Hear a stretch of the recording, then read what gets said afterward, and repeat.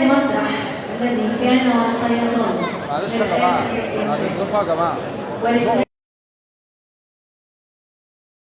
يصل بين الماضي والمستقبل. اهلا وسهلا بحضراتكم في مدينه عرفت كيف تصنع الثقافه كما تصنع التاريخ، مدينه المنصوره.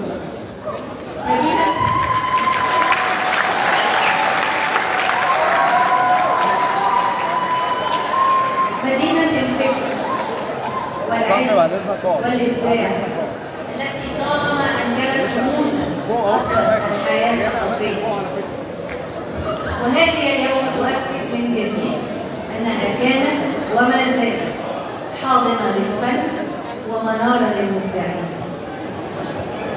على مدار 6 أيام متتالية من 7 وحتى 12 من يوليو عاشت محافظة الدقهلية عرسا مسرحيا استثنائيا ضمن فعاليات الدورة 19 للمهرجان القومي للمسرح المصري.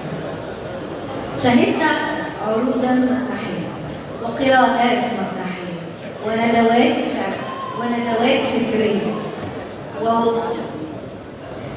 وورشا تدريبية متخصصة ولقاءات مع كبار الفنانين والمبدعين في مشهد ثقافي جسد إيمان الدولة المصرية بأن المسرح أحد أهم أدوات بناء الوعي وصناعة الإنسان.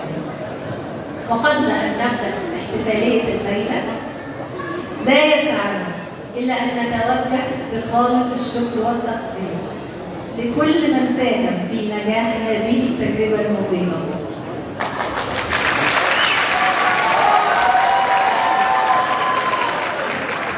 الشكر لوزارة الثقافة المصرية صاحبة الرؤية والداعم الأول للفنون والثقافة، والشكر لمحافظة الدقهلية التي احتضنت فعاليات المهرجان بكل حب وقدمت كل أوجه الدعم لإنجاح هذا الحدث الكبير.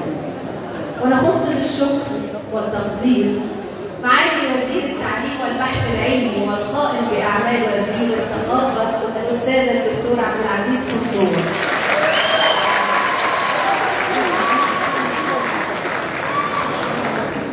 ومعالي اللواء طارق مرزوق محافظ الدقهلية،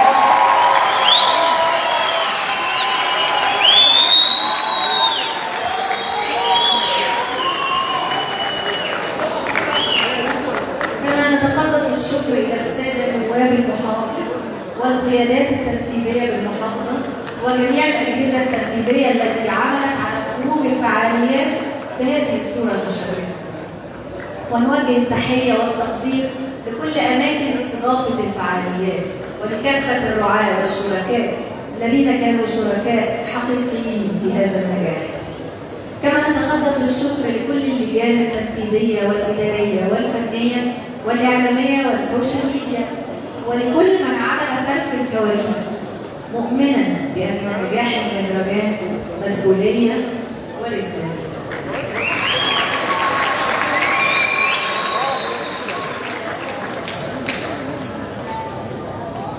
اسمحوا لي أن أرحب بضيوفنا الكرام السادة أعضاء مجلس النواب والشيوخ والسادة القيادات التنفيذية والشعبية لمحافظة الدقهلية ورؤساء الجامعات وعمداء الكليات والسادة أعضاء الهيئات الثقافية.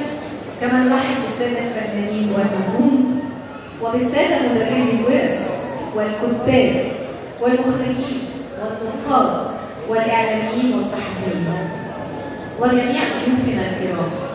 وترحيبا خاصا جدا برئيس المهرجان القومي للمسرح المصري الفنان القدير النجم محمد رياض.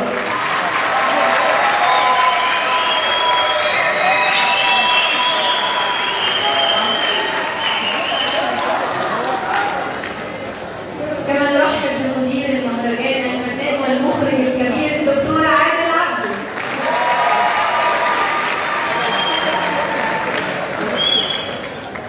والآن يشرفنا أن ندعو إلى خشبة المسرح مدير المهرجان القومي للمسرح المصري الفنان والمخرج الكبير الدكتور عادل عبده ليتفضل تفضل بالصعود إلى خشبة المسرح.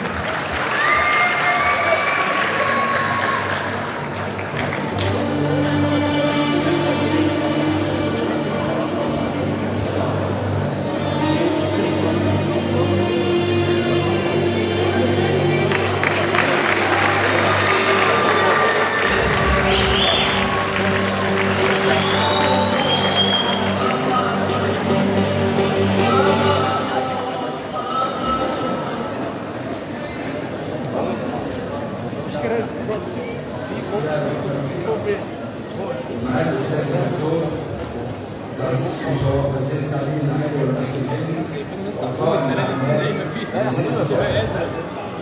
معالي اللواء الدكتور طارق منصور محافظ الاهليه، الفنان الكبير النجم محمد رياض رئيس المهرجان القومي لمسرح مصر، الساده قيادات وزاره الثقافه والساده قيادات محافظه الاهليه والساده اعضاء مجلس النواب والشيوخ والنجوم والاعلاميين اهلا وسهلا بحضراتكم جميعا. سعيد جدا اننا نختتم النهارده فعاليات الدوره 19 للمهرجان القومي لمسرح مصر هنا في مدينه المنصوره، منبع العلم والثقافه والفنون، واللي اثبتت خلال الايام الماضيه انها قادره ان تحتضن حدث ثقافي كبير بالشكل المشرف اللي شفناه. تحيه لكل اهل وابناء المنصوره.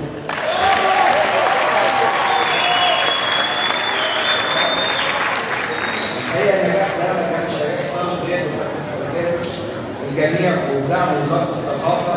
تحيه لوزاره الثقافه المصريه. تحيه لسيد محافظ الاهليه، تحيه كبيره قوي على كل الاهل، كل المؤسسات والشركات اللي اهتموا بالمسرح ودوره في بناء الوعي وصناعه المسرح. واشكر كل الفنانين والفرق والمتطوعين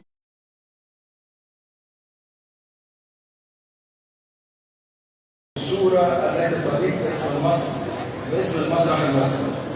شكرا لحضراتكم جميعا وكل عام وانتم بألف خير.